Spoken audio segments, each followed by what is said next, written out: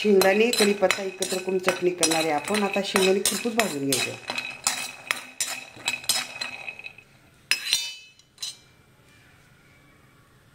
हे खूप असे लालसर भाजायचे.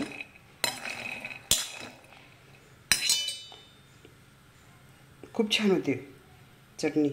कढीपत्ता या शेंगदाणे शेंदी मीठ आणि तिखट टाकून आपण चटणी करणार आहे बघा. आता एवढा कढीपत्ता घेतला, 1 वाटी कढीपत्ता घ्यायचा.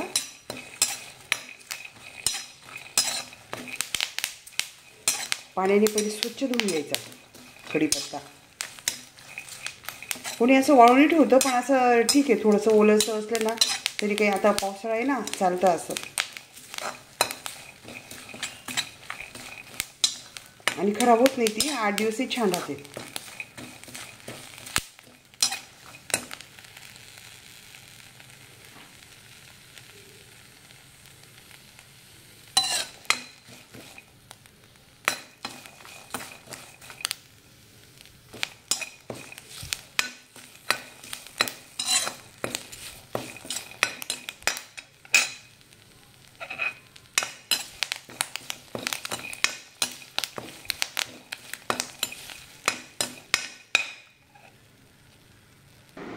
आता ही कढीपत्त्याची चटणी केली आणि याच्यामध्ये काय केलं, आधी कढीपत्ता तुम्हाला तर मी दाखवलंच.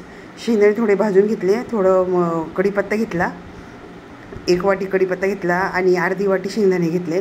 नंतर शेंदे मीठ टाकलं, थोडं तिखट टाकलं आणि लसूण टाकले 3-4 पाकळ्या आणि मिक्सरमधून असं काढून घेतलं बघा. इतकी छान होते बघा कढीपत्त्याची चटणी.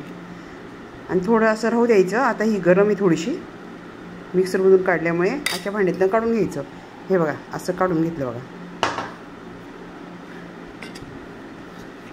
कढीपत्ता आधी स्वच्छ धुवून खूप छानच लागते भाकरीबरोबर, पोळीबरोबर, भाताबरोबर.